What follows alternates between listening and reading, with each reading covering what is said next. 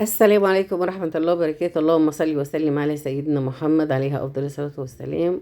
اللي أول مرة يشوف بيتك بسيط مع فاطمة ما ينساش يدوس على كلمة اشتراك ويفعل الجرس عشان يجيلكوا كل جديد.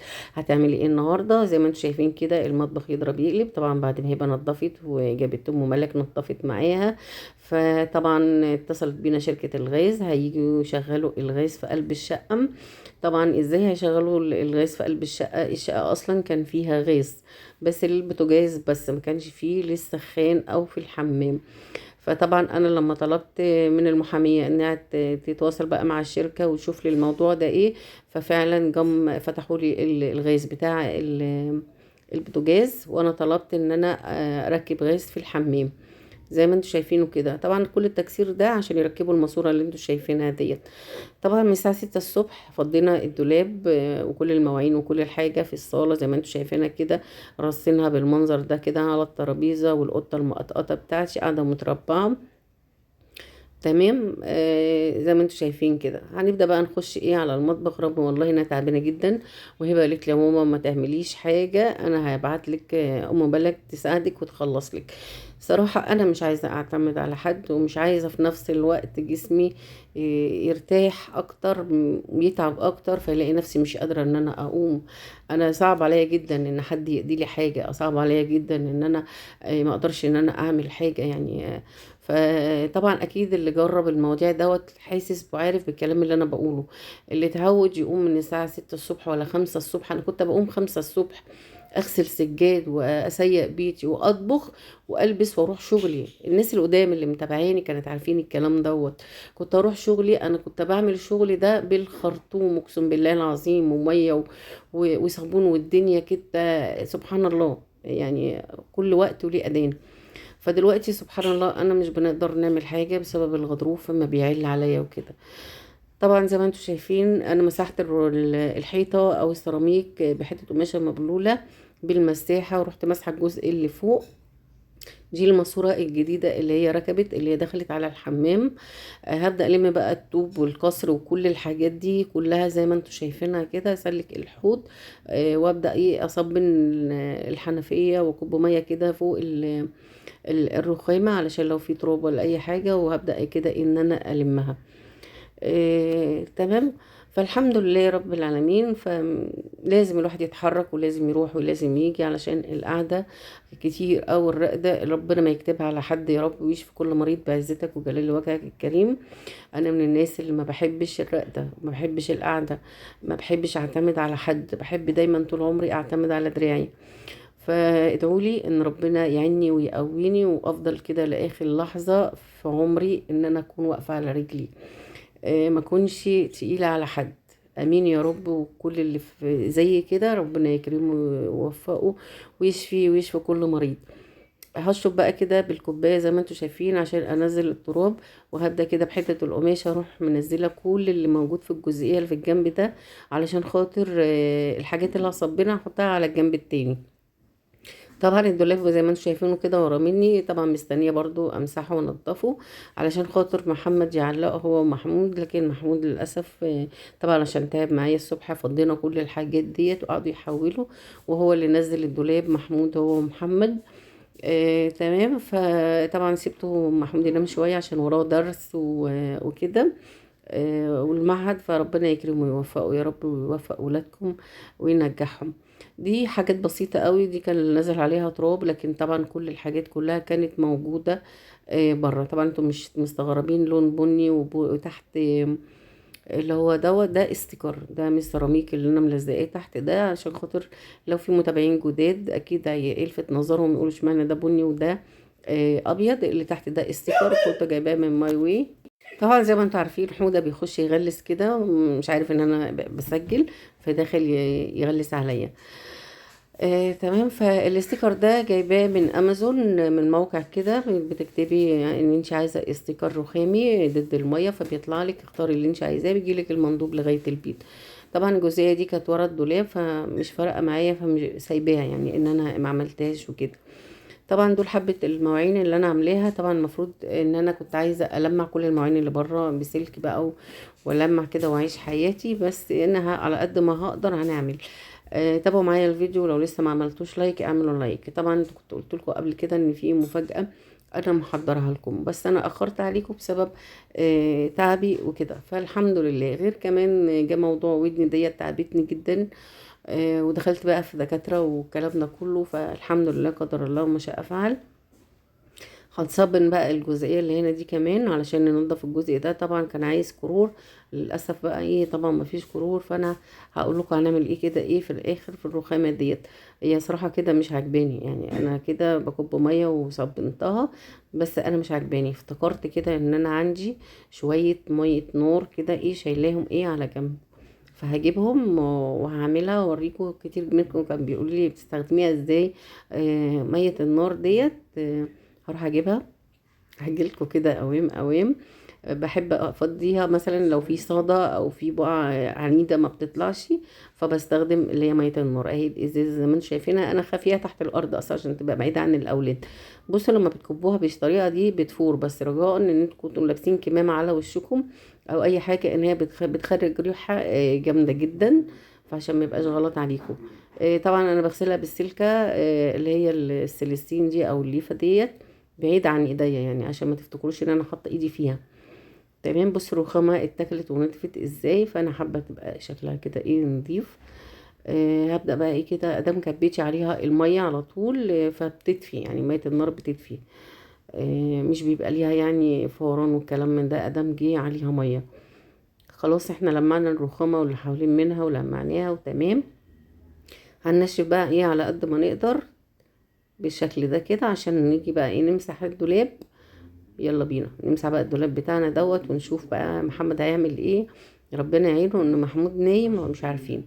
طبعا جه محمد وانا قلت له ايه هجيب كرسي واقف قصادك، قال لي ماما انت رايحه فين؟ قلت له ايه ولا انت خلاص فكرة راحت عليا ولا ايه؟ لا اصبر اعرف انط فوق الرخامه.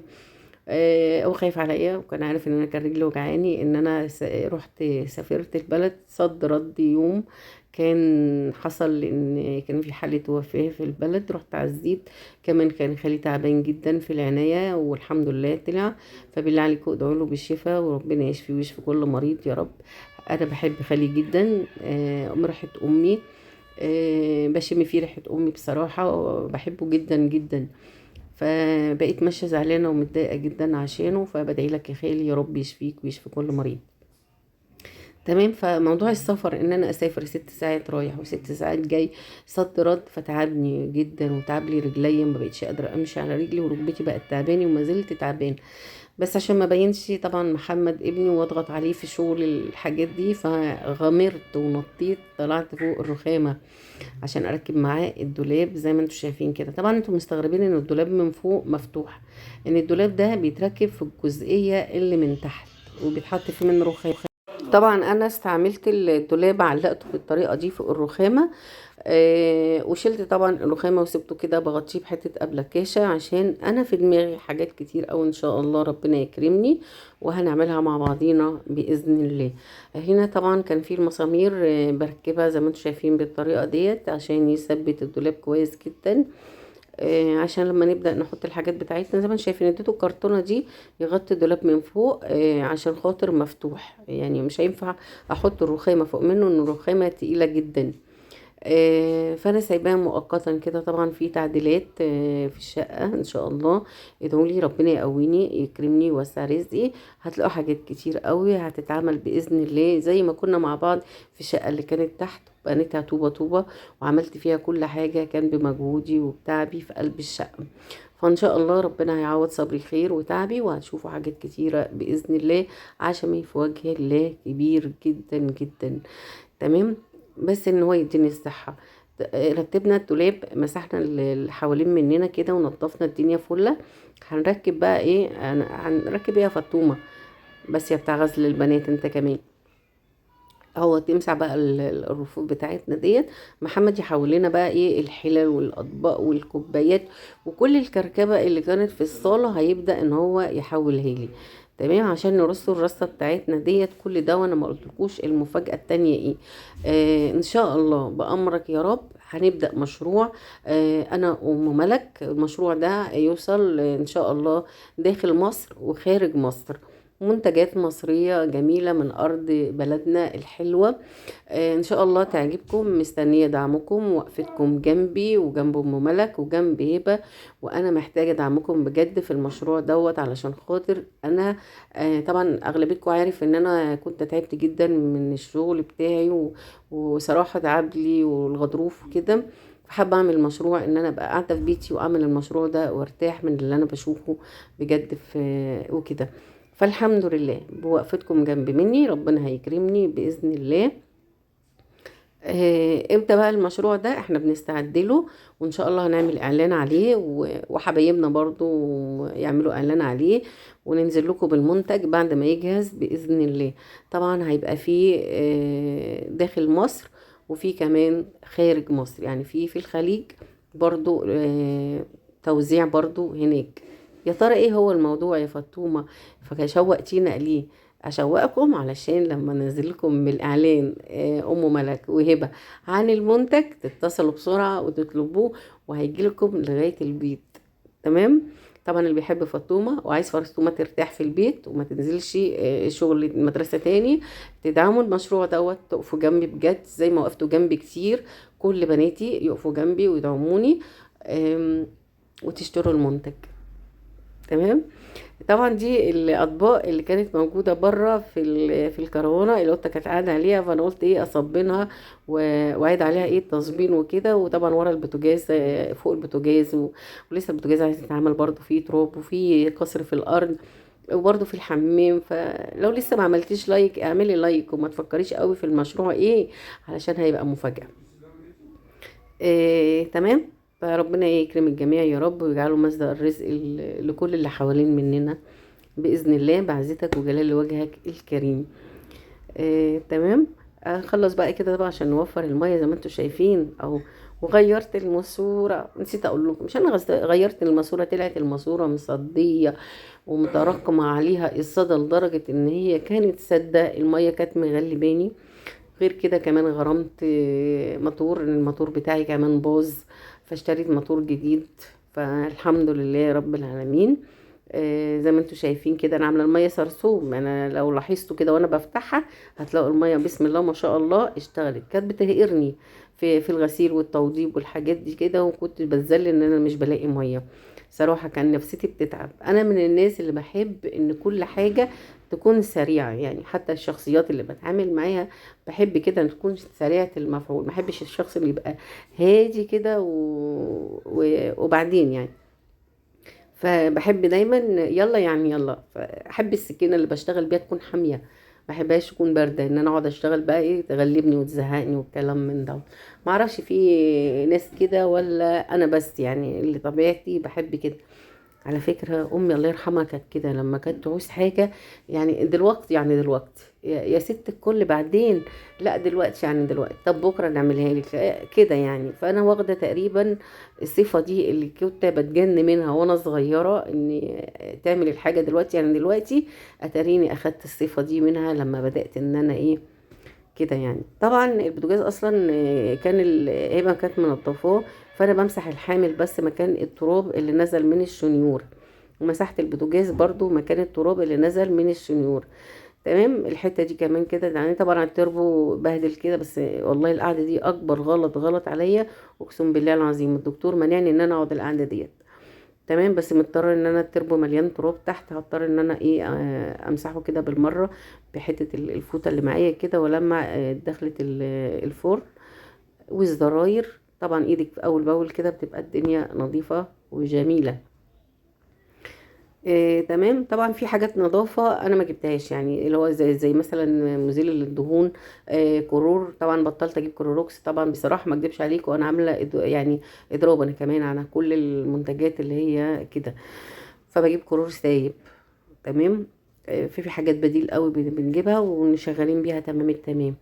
وسلك مواعين بقى وشويه حاجات كده ايه ناقصاني، ان شاء الله هبقى اجيبها. فانا الروتين ده شغال كده، بنظف على قد ايه ما نقدر. حتى زي ما انتوا شفتوا الرخامه بدل ما حطيت عليها كرور حطيت ميه نار، المهم انها بيضت.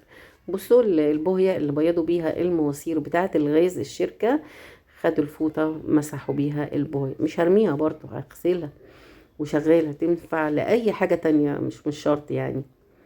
تمام. سلك بقى الحوض بتاعتنا من التراب والكسر والحاجات اللي موجودة فيه ديت، واصبن الحوض بتاعي. مطبخي بقى كده نضيف، قولوا لي لو حلو كده، اكتبوا لي في التعليقات، وبفكرك اقول اللي ما عملش لايك يبقى يعمل لايك. تمام. خلصنا المطبخ بتاعنا. هنعمله غدا ايه النهارده؟ هنشوفه هنعمل غدا ايه وهنقضيها ايه. تمام. اقول لكم بصراحه هعمل فول بالطماطم وحمر كبده اسكندراني ومية مية، والحمد لله نعمه وفضل من عند ربنا. صراحه حاجه سريعه كده في الوقت اللي انا محتاسه فيه. دخلت كده على الحمام، ده السخان اللي كان موجود الاول ده كان 5 لتر، قالوا لي ما ينفعش يتركب في الحمام، ده للمطبخ، فعشان اعمله في المطبخ يبقى لازم اعمل مواسير وقصر سباكه عشان اركبه. فانا هفكه اهو من الانبوبه زي ما انتم شايفينه، وهسيبه يتصفى كده يومين في البلكونه وانشفه، واشيله لمحمد ابني ربنا يكرمه لما يتجوز يبقى يركبه في شقته. طلع المفك اللي انا بفك بيه مش نافع، هجيب مفك تاني.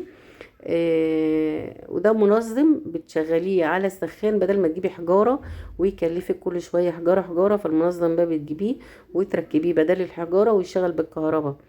انا كنت عاملاه كده. تمام. ولو ملاحظين غيرت الحاجات في السباكه زي ما انتم شايفين كده، المطبق بتاع اللي هو او الاكره بتاعه محبس الميه. تمام. اهو فكيته، هدي لمحمد بقى يفك منه البتاع.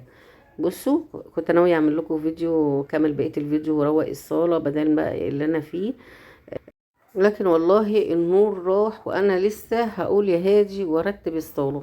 بس الحمد لله ان انا عملت لكم فيديو، يا رب يعجبكم. الورد الجميل ده كان جاي لي هديه لما انا كنت عيانه، بشكرهم، فبجد بشكرهم على الورد الجميل دوت. وده كان فيديونا النهارده، يا رب يعجبكم والسلام.